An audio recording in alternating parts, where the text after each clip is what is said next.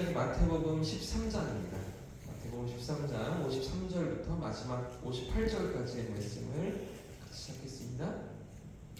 신약 성경 23면에 있는 마태복음 13장 53절부터 58절까지의 본문인데요. 교독해서 한 절씩 읽겠습니다. 예수께서 이 모든 비유를 마치신 후에 그곳을 떠나서 고향으로 돌아가사 그들의 땅에서 가르치시니 그들이 놀라 이르되 이 사람의 지혜와 이런 능력이 어디서 나느냐. 이는 그 목수의 아들이 아니냐. 그 어머니는 마리아, 그 형제들은 야고보, 요셉, 시몬, 유다라 하지 않느냐.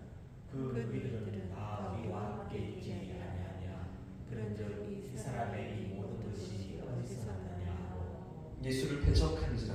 예수께서 그들에게 말씀하시되 선지자가 자기 고향과 자기 집 외에서는 존경을 받지 않으니 없느니라 하시고 그들이 믿지 않음으로 말미암아 거기서 많은 능력을 행하지 아니하시니라. 아멘. 할렐루야. 아멘. 오늘도 성령께서 깨달음을 주실 줄 믿습니다. 그리고 마태복음 13장을 3일째 계속 살피고 있는데요. 마태복음 13장이 아주 중요한 기로가 되기 때문에 그렇습니다. 우리가 앞부분에 살펴보았던 예수님의 7가지 비유가 천국 비유가 하나님 나라에 대한 비유가 담겨 있기도 하고요. 오늘 같이 읽었던 13장 마지막 부분에 아주 중요한 또 대목이 등장하기 때문인데요. 갈릴리 해변에 앉으셔서 천국에 대한 비유로 여러 가지를 드시고 또 하나님 나라에 대해서 가르쳐 주셨던 예수님은 이제 고향인 나사렛으로 돌아가십니다. 그리고 그 나사렛 회당에서도 말씀을 가르치시며 하나님 나라의 비밀을 선포하시는데, 그런데 자, 어떤 장면이 이어지는지 보십시오. 53절과 54절 말씀을 같이 읽어보겠습니다. 시작. 예수께서 이 모든 비유를 마치신 후에 그곳을 떠나서 고향으로 돌아가사 그들의 회상에서 가르치시니 그들이 놀라 이르되 이 사람의 이 지혜와 이런 능력이 어디서 나느냐. 자, 그런데 이 고향에서 예수는 어떤 대접을 받고 계십니까?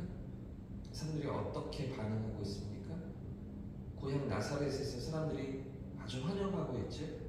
즐거이 예수님을 반기고 있죠. 자, 그렇지 않습니다. 54절의 분위기는 놀라 이르되 이 사람이 이런 지혜와 능력이 어디서 났느냐라는 반응은 사실 되게 의아해하고 조금은 의심의 눈초리로 바라보는 그런 반응입니다. 지금까지 갈릴리 해변에서 큰 무리가 예수님을 따르고 환호하고 열광하던 것과는 전혀 다른 정반대의 반응이 지금 고향에서 일어나고 있는 것인데요. 예수님 배척하고 거부하고 있는 것이죠. 전혀 예수님의 능력을 믿으려 하지 않고 의심하고 있었다는 것입니다. 자, 그러면서 동네 사람들이 뭐라고 이야기하는지 보십시오. 55절과 56절 말씀 제가 읽어드리겠습니다. 이는 그 목수의 아들이 아니냐. 그죠? 그의 어머니는 마리아, 형제들은 야고보, 요셉, 시몬, 유다라 하지 않는, 여기 아버지 이름이 등장하지 않는 것을 보면 아마 아버지 요셉은 어렸을 적에 일찍 돌아가셨던 것 같습니다. 예수님 어릴 적에 이렇게 이미 세상을 떠나고 어머니와 함께, 그죠? 십자가 사건 때도 아버지는 등장하지 않으시잖아요. 그런 것들을 보면 아마 이 어머니 마리아와 형제들과 함께 예수님 이렇게 30살까지 사셨던 것이 아닌가 생각되어지는데, 그러면서 그 다음 절에도 보시면 그 누이들을 다 우리와 함께 있지 않느냐? 안다, 우리가 안다. 그렇즉 이 사람의 이 모든 것이 어디서 나느냐? 이렇게 지금 의심하고 있는 것이죠. 예수님이 그 요셉 목수의 아들이라는 것입니다.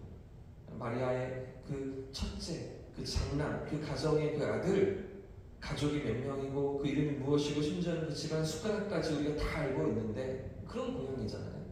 그런데 어떻게 그가 메시아라는 것이냐, 어떻게 그가 하나님의 아들이라는 것이냐, 믿을 수가 없다라는 것입니다. 비아냥거리면서 예수님의 신성을 부인하고 있는 그런 장면인 것이죠.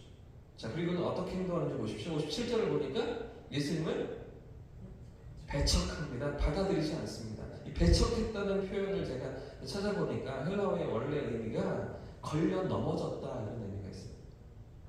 예수님의 그 사역을 보면서, 예수님이 하시는 일을 보면서 걸려 넘어졌다, 또는 감정이 아주 많이 상했다라는 표현을 할 수도 있습니다. 또는 그들이 적대시했다, 공격했다, 강하게 반발했다라는 의미로도 번역할 수가 있는 그런 단어인데요. 그러니까 어떤 이야기입니까?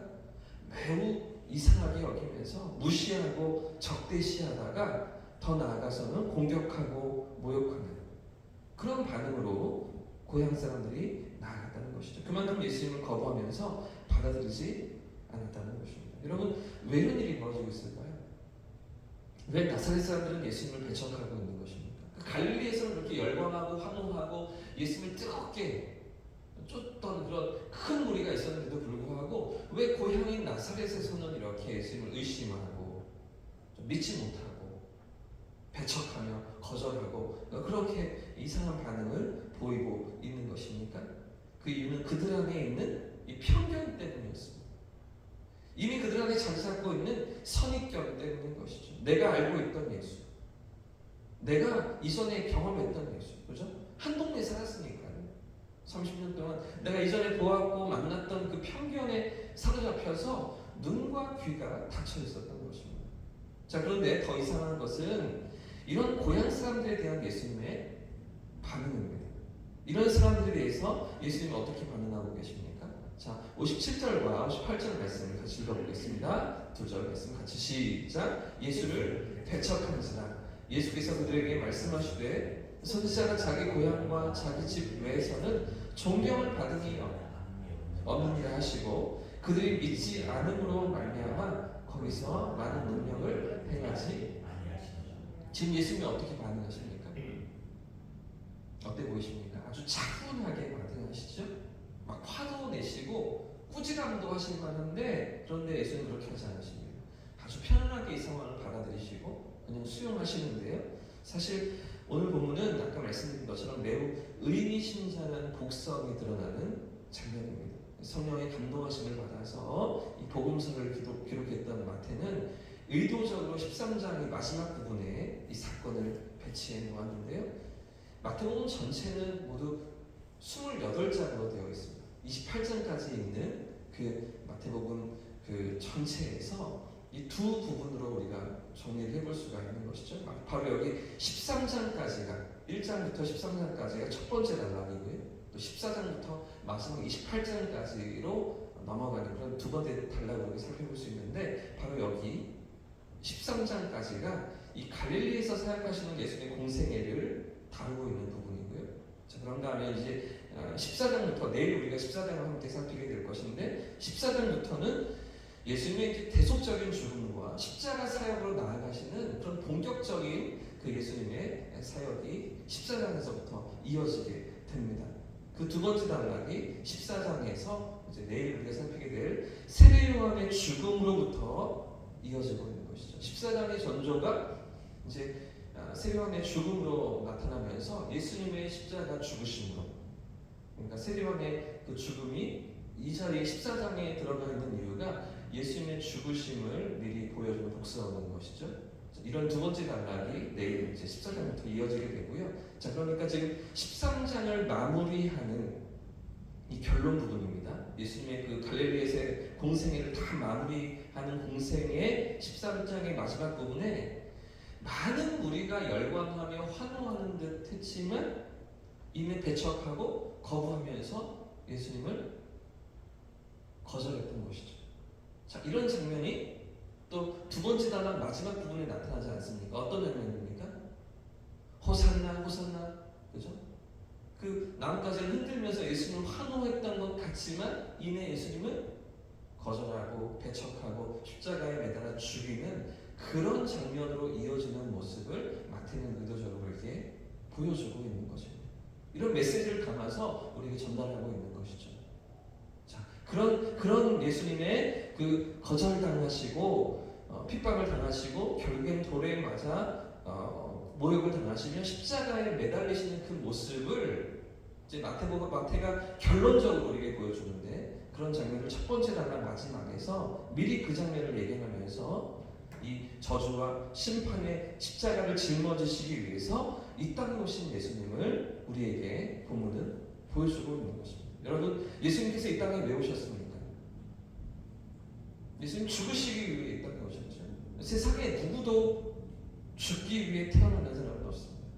다 잘 살기 위해서, 행복해 보기 위해서 세상을 살아가지 않습니까? 그런데도 죽으시기 위해서 십자가에 달리시며 우리의 죄를 대속하시기 위해서 그 일을 위해서 예수님이 이 땅에 오신 것이죠.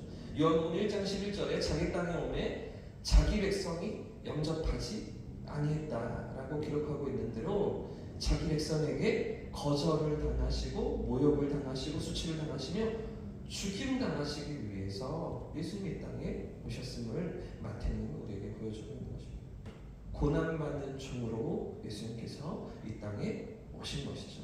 자, 오늘 마태복음 13장에서 나사렛 사람들에게 배척을 당하셨던 예수님은 왜 그들을 책망하지 않으시고 왜 그들에게 책임을 묻지 않으시면서 이런 사건들을 너무나 담담히 받아들이십니까? 너무나 차분하게 이 상황을 그냥 인정하시고 수용하십니까?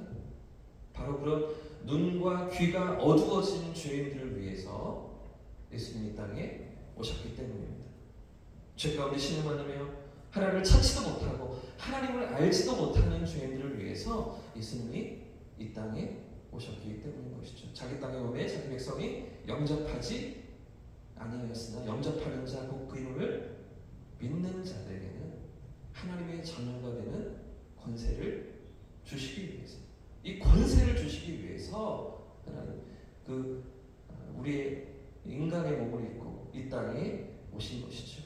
당신의 생명을 내어주시고 전부를 주시기 위해서 이 땅에 우리 주님 찾아오셨다는 것입니다.